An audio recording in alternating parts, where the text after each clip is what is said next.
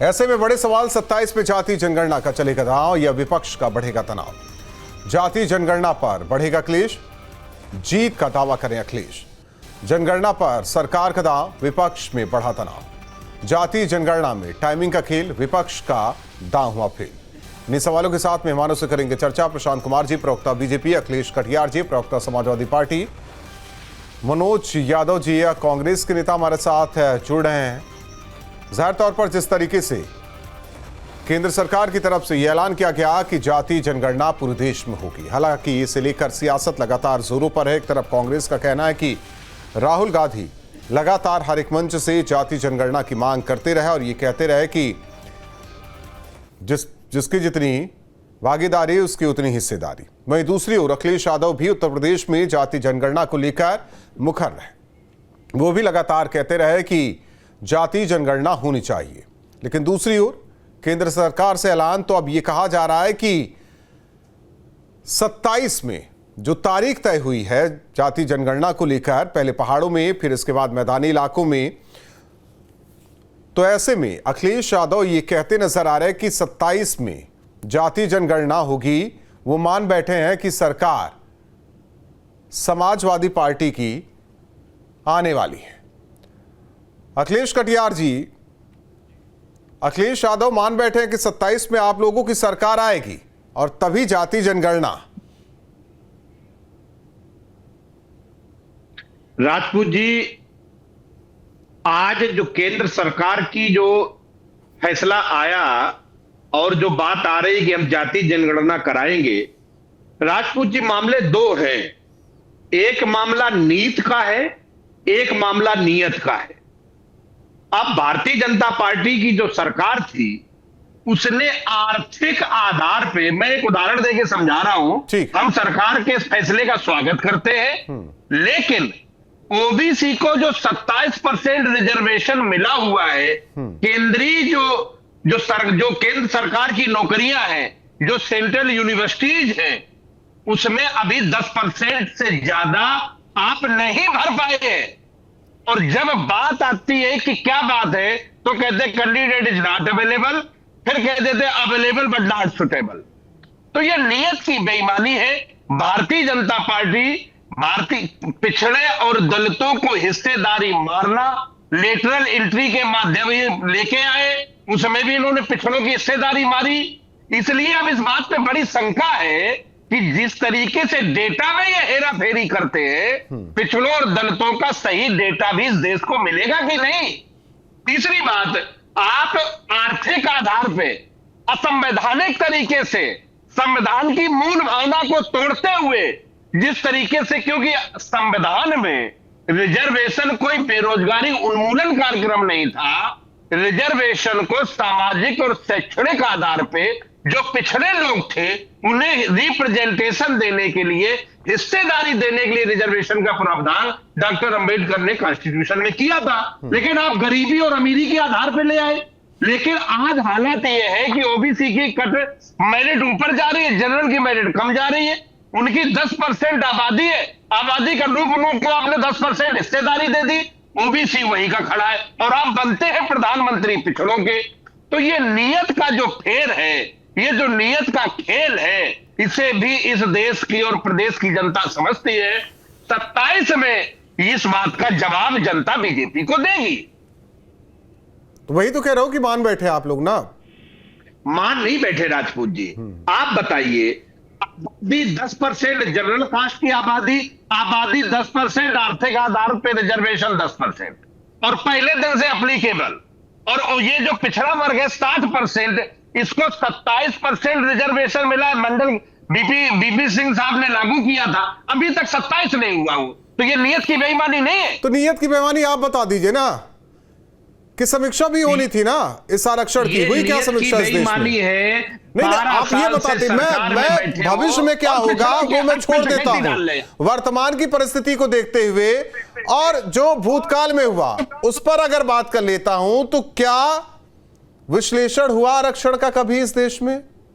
राजपूत जी, विश्लेषण तो तब करोगे तो जितना वही चीज है ना, मैं वही कह रहा हूं कि आरक्षण जो है, जातियों के हक की बात कम, लेकिन राजनीतिक वोट की फसल काटने के लिए ज्यादा है, इतना तो समझ में आता हमें भी। मनोज यादव जी, राजपूत जी, ये आप नहीं, आप मानिए ना मानिए, लेकिन मुझे जो लगता है, मैंने जो करीब से देखा है, जो निकलता गया वो निकलता गया, जो पीछे रह गया वो पीछे रह गया। राहुल उस समाज का एक आप मानिए ना सर, नहीं मानने, आपको नहीं मानना है तो आप मत मानिए। नहीं, आपके मानने से ना मानने से कोई फर्क नहीं पड़ता। फर्क पड़ता है सर, देश की हकीकत फर्क पड़ता है। एक एससी वर्ग के घर में खाने के लिए कुछ नहीं है, आरक्षण देके आप क्या कर लेंगे उसका? आप पहले उसको आर्थिक रूप से तो मजबूत कीजिए, तब वो तो स्कूल जाएगा पढ़ने के लिए ना। राहुल जी, फिर वही बात, अब यही है ना, प्रदेश की सरकार मैं बता रहा हूं, प्राइमरी स्कूलों में बच्चों को रोकने के लिए मिड डे मील योजना लाई गई कि हाँ बच्चे रुके। आप कहिएगा नहीं नहीं भैया ऐसी कोई बात नहीं जी। आज आप ये बताओ कि ओबीसी, मैं छोड़ देता हूं, मैं उस पर नहीं आना चाहता।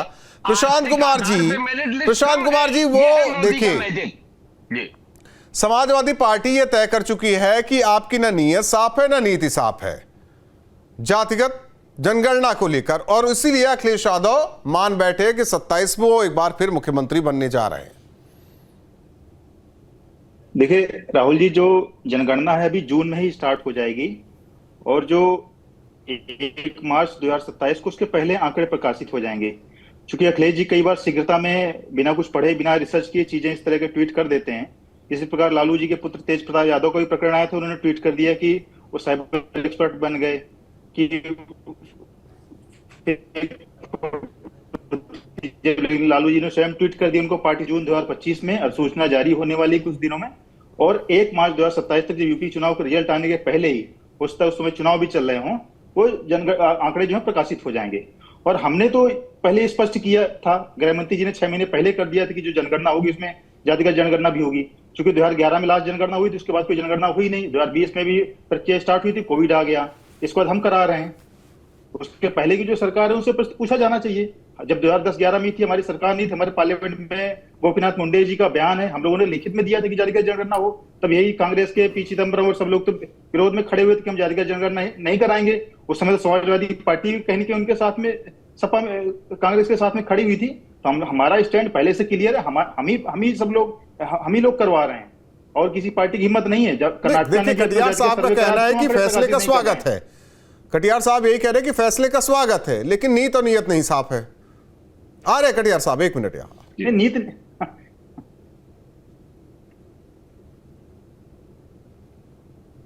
प्रशांत कुमार जी बोलिए। नीत नियत क्या होती भाई? हम ही तो कह रहे हैं हमारी सरकार करवा रही है। उनका कहना है कि अभी तक जो आरक्षण मिलते रहे ओबीसी को, एससी और एसटी को, उस हिसाब से उन्हें हक नहीं मिला है। और कैसे मान ले? सवाल दूसरा है, मैं एक बार सवाल करूं अपना? कर लीजिए कटियार साहब, कर लीजिए। नहीं, मैं भारतीय जनता पार्टी के प्रवक्ता महोदय से, बड़े विद्वान साथी है, मैं ये जानना चाहता हूं कि ये बीपी सिंह साहब ने मंडल कमीशन की सिफारिशें लागू की और पिछड़ों को 27% रिजर्वेशन आपने दिया। क्या 27% रिजर्वेशन नौकरियों में सब जगह मिल गया ओबीसी को? वो लगभग 10% तक मिला है। 17% तो सीटें आज भी खाली है। राजपूत साहब, वो नियत की बेईमानी नहीं है तो क्या है सर? हाँ, ये तो बात तो सही है। ये 14 से आज 25 तक में ये बेईमानी आप लोगों ने किया। 27% नहीं, मैं आ रहा हूं। और 17 से 25 तक प्रदेश में आप लोगों ने बेईमानी की, उससे पहले मिल रही थी सीटें, पूरी भरी जा रही थी। लेक्चरार हो, शिक्षक हो, सब। राहुल जी, मैं जवाब दे दूं? हाँ जी, सवाल आप ही से है। देखिए 2014 के पहले लगभग केंद्रीय शिक्षण संस्थानों में जो असिस्टेंट प्रोफेसर के पद थे, उसमें से ओबीसी के 6000 से अधिक पद खाली थे। वो सारे पद अभी भरे गए हैं। जब धर्मेंद्र प्रधान जी शिक्षा मंत्री बने हैं, उसके पहले प्रक्रिया स्टार्ट होगी तो लगभग सारे भरे गए हैं। केंद्रीय विद्यालय, नवोदय विद्यालय, सैनिक स्कूल, सब में ओबीसी आरक्षण लागू किया गया है। नीट में आरक्षण लागू की गए। यही हमारी सरकार थी भाई। आप समाजवादी पार्टी तो आज कांग्रेस के साथ गठबंधन में है। कांग्रेस ने क्या किया? कांग्रेस ने क्यों लागू नहीं किया? शिक्षक भर्ती जो उत्तर प्रदेश में, देखिए ये अलग चीज है। फिर आप कांग्रेस के साथी हैं, कांग्रेस ने क्या किया? बनता है इंटरफेयर के बाद भी अभी तक ज्वाइन नहीं कराया सर। अब या तो सवाल कर लीजिए, या तो जवाब ले लीजिए, या तो फिर सवाल पर सवाल करते रहिए, फिर आरोप लगाते रहिए। दो लोग बच के लोग जवाब दीजिए, उसमें शिक्षकों वाला भी ऐड कर देना सर। यानी ऐसे बार बार नहीं होता। मैं जवाब दे रहा हूँ, हमने सब जगह आरक्षण लागू किया। यही भाजपा सरकार है, मोदी सरकार है, जहां 27 ओबीसी कैबिनेट मंत्री हैं। कांग्रेस की सरकार तो खाली एक ओबीसी मंत्री होता था। आज हमारे राज्य भी जो ओबीसी के अनुपात में सारे मंत्री हैं, कई सारे हमारे गवर्नर हैं, प्रधानमंत्री हमारा ओबीसी है, हमारे राष्ट्रपति हमने एससी और एसटी बनाए।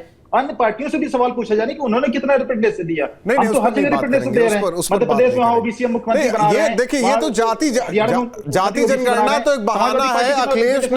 अखिलेश यादव ने अपना सपना बता दिया कि 27 में वो क्या होने जा रहा है। हमें लग रहा है मनोज यादव जी भी बता देंगे कि 27 में सपना आ गया अखिलेश यादव को क्या होने जा रहा है इस जाति जनगणना से।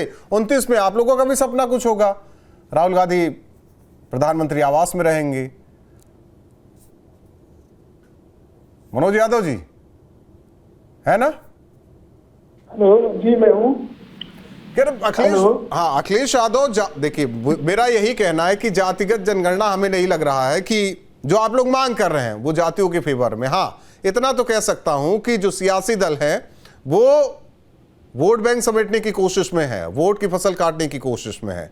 यह अलग बात है, राजनीति अलग बात है, और सामाजिक स्तर पर जो बातें होती है वो अलग है। अखिलेश यादव ने कहा कि 27 में जातिगत जनगणना और 27 में हमारी सरकार, तो हमें लग रहा है कि फिर 29 में तो आप लोगों की भी सरकार आ जाएगी केंद्र में।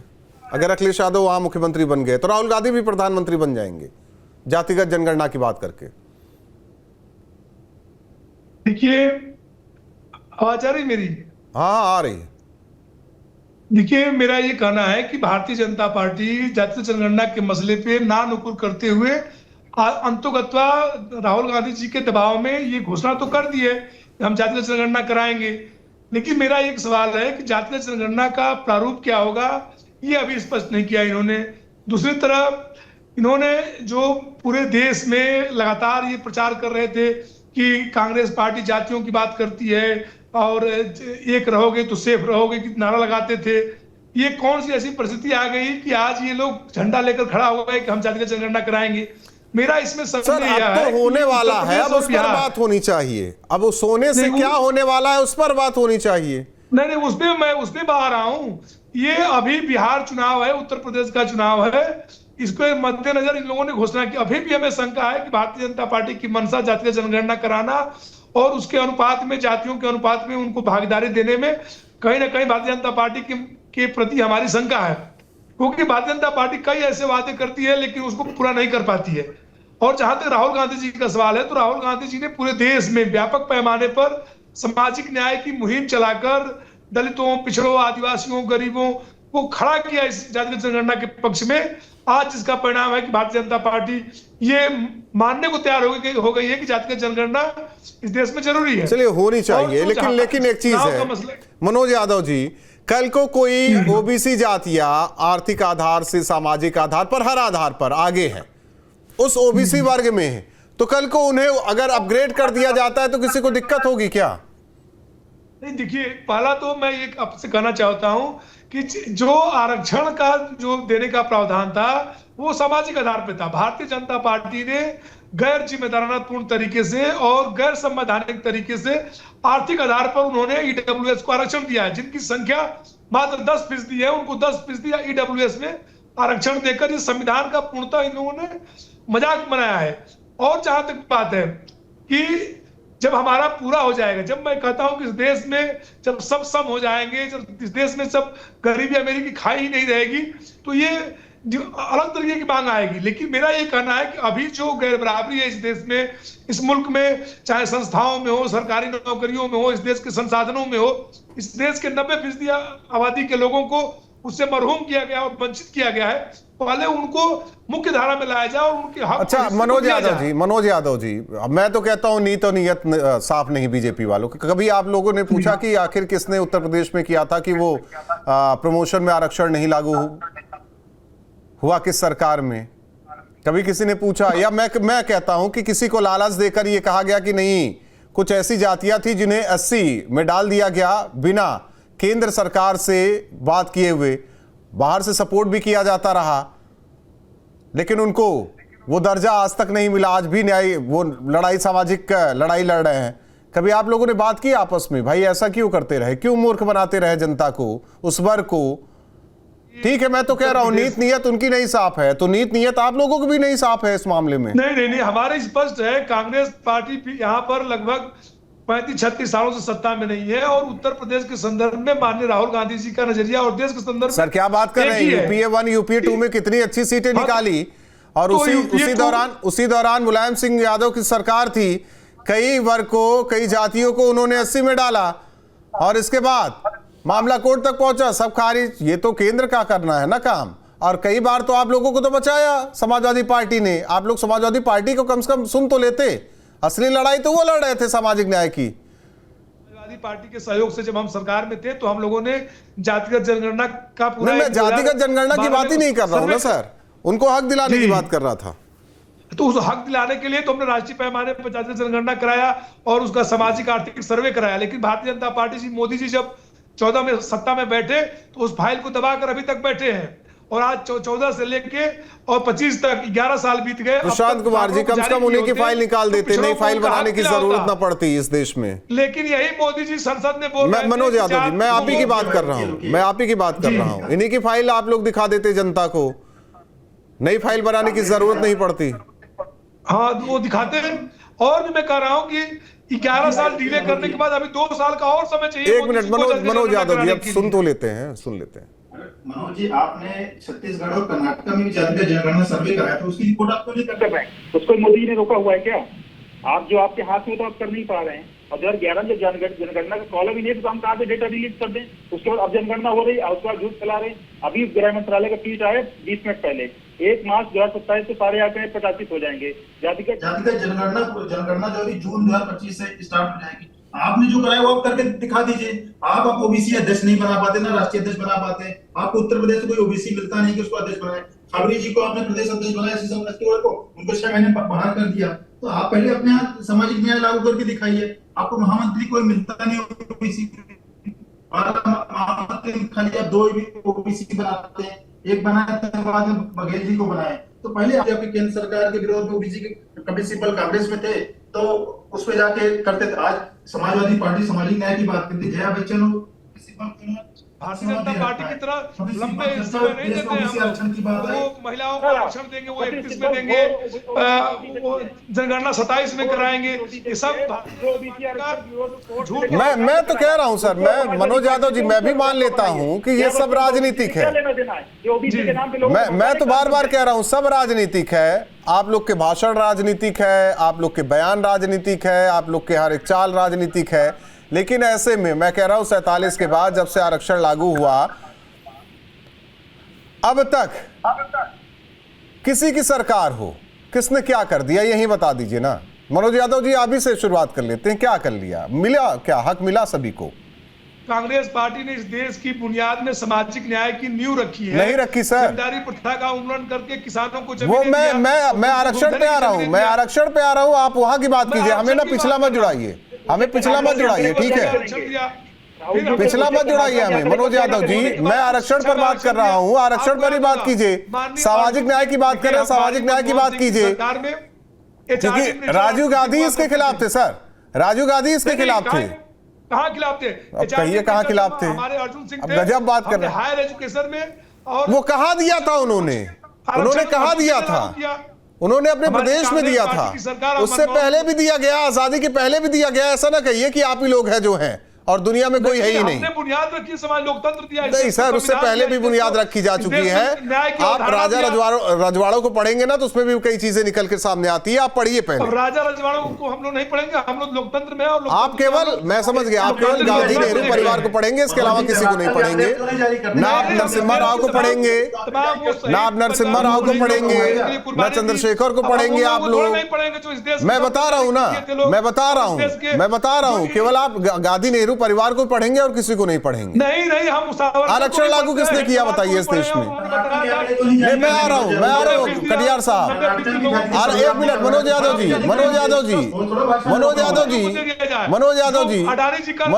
जी, अडानी अंबानी पे कहाँ चले गए आप? अडानी अंबानी के पास कहाँ चले गए? अरे वो तो आरक्षण लेके थोड़ी आए हैं सर, आरक्षण लेके थोड़ी आए हैं वो। उनको भी आरक्षण मिला है क्या? उनकी लड़ाई लड़ रहे हैं क्या? उनको सबसे बड़ा आरक्षण मिला है। बस बस देश का प्रधानमंत्री, वही जैसे राहुल गांधी को आरक्षण मिला है, जैसे कांग्रेस पार्टी में राहुल गांधी को आरक्षण मिला है, वैसे अडानी अंबानी को आरक्षण मिला है। कहां बेतुकी बातें कर रहे हैं आप लोग। अखिलेश कटियार जी, अखिलेश कटियार जी, देखिए मैं इतना जानता हूं, मैं इतना जानता हूं, युद्ध रुकेगा। सामाजिक न्याय की बात होती है लेकिन लड़ाई नहीं लड़ी जाती।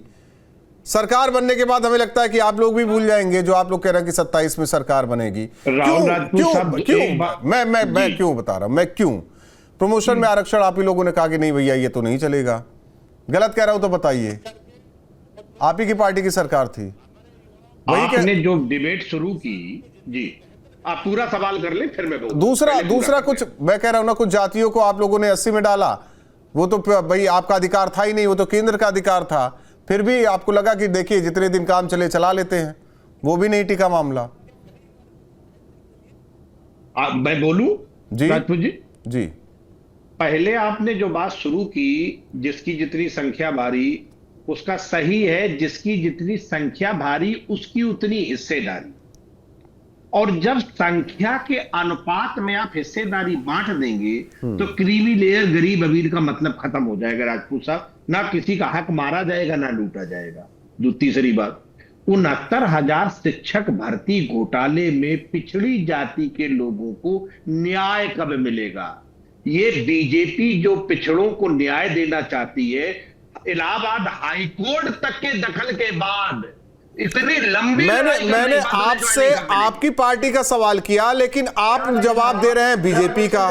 एक मिनट आज हम प्रशांत कुमार जी, एक मिनट प्रशांत कुमार जी, मैं मंशा पर बात कर रहा हूं ना कटियार साहब, मैं मंशा पर बात कर रहा हूं। तो मंशा तब भी आपकी नहीं सही थी। आज भाजपा के प्रवक्ता बैठे हैं और नियत की बात करें तो मैं तो आपकी बात कर रहा हूं ना, क्योंकि मैंने आपकी भी सरकार देखी, इनकी भी देखी। मैं तो बार बार कह रहा हूं कटियार साहब, मैं इस बात पर सहमति जता रहा हूं, आपकी बातों पर सहमति जता रहा हूं, मुझे इन पर भी नहीं वो है भरोसा। जवाब तो ले ले। दूसरी बात, लेकिन मैं आपसे कह दूं कि 27 का सपना देखकर 27 में आ भी जाएंगे तो फिर क्या कर लेंगे? सपना नहीं, ये जनता का जनादेश होगा। जनता उत्तर प्रदेश की चुनेगी तो जिम्मेदारी निभाएंगे। दूसरी बात, एक बात मुझे अखिलेश यादव तो यही बता रहे हैं कि जाति जनगणना, और भाई पीडीए का नारा तो इसीलिए दे रहे हैं ना राहुल राजपूत साहब। इन्होंने कहा जाति जनगणना कराएंगे, हम मान लेते हैं। इन्होंने कहा 2 करोड़ नौकरियां देते, हमने तो भी मान लिया था। इन्होंने कहा कि हम 15-15 लाख खाते में डालें, हमने वो भी मान लिया था। हमने कहा किसान की आमदनी दुगनी करेंगे, हमने वो भी मान लिया था। कटियार साहब, आज बैठने और बात करने का विषय यही था हमारा। हम तो हर बात अखिलेश यादव ने जो ट्वीट किया है ना, जो उन्होंने सोशल मीडिया प्लेटफॉर्म पर लिखा, उसी पर बात करने बैठे थे हम। राहुल साहब, क्या मैंने कोई बात गलत कही है? क्या हम तो माने ना, लेकिन जनता को तो नहीं मिला था सर ना, आपने दिया। मैं तो कह रहा हूं ना आपने दिया। मैं तो कह रहा हूं ना कटियार साहब, ये मानेंगे ना, आपने दिया ना, कांग्रेस ने दिया और ना ये दे रहे हैं। मैं तो तीनों को कह रहा हूं सर। मेरा सवाल है भाजपा प्रवक्ता से कि साहब ये 69,000 शिक्षकों को कब उम्मीद पूरी करोगे? कटियार साहब, गाइडलाइन को कब मानोगे? अखिलेश कटियार साहब, मैं बन जाता हूं समाजवादी पार्टी का प्रवक्ता, आप बन जाइए एंकर, आकर सवाल कीजिए। आप अपने हिसाब से डिबेट कर लीजिए। फिर भाई आप लोग अपने हिसाब से डिबेट कर लीजिए। को बिठाए हैं तो राजपूत जी सवाल नहीं करें। सवाल कितनी बार करेंगे सर? आप जातिगत जनगणना से आते आर्थिक आते फिर कह रहे हैं अभी तक हक नहीं मिला, फिर आते आते आपका नीयत पर आ गए, फिर वहां से आते आते शिक्षकों पर आ गए। कुछ बचा है तो वो भी करते चलिए सर। मैंने कुछ गलत सवाल किया नहीं, मैं कहां कह रहा हूं, आप कहीं तो टिकेंगे। तो मैं सब जगह टिका हूं राहुल जी, लेकिन भाजपा के नेता को जवाब तो देने दे। राहुल साहब तो क्यों जवाब दे रहे हैं? मेरा सवाल तो भाजपा, मेरा तो जाति जनगणना को लेकर था, लेकिन आप लोग तो आरक्षण पर आ गए।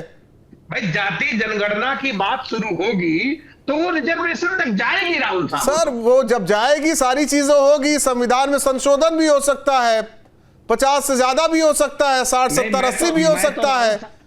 उसमें क्या, वो जब होगा तब होगा सर। लेकिन आप तो आज ही मान बैठे। नहीं, पहले हमें ये जवाब दीजिए, लेकिन आप अपना नहीं बताएंगे कि प्रमोशन में आरक्षण क्यों नहीं दिया गया, क्यों उन जातियों को कुछ टाइम के लिए बहलाया गया कि आपको एससी का दर्जा दे देते हैं, जो कि आपका हक था ही नहीं।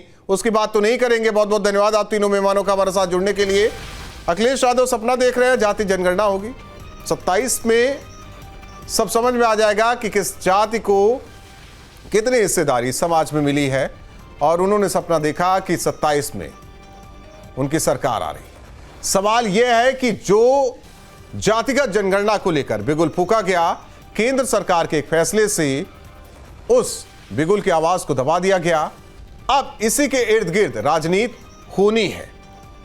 प्रदेश में जब चुनाव 27 में होगा यूपी में, तब इसी के इर्द गिर्द चुनाव होगा, क्योंकि एक तरफ पीडीए का नारा देती है समाजवादी पार्टी, कांग्रेस लगातार जातिगत जनगणना की बात कर रही है, बीजेपी का कहना है हम तो सबके साथ सबका विकास की बात करते हैं, किसी जाति एक की बात नहीं करते।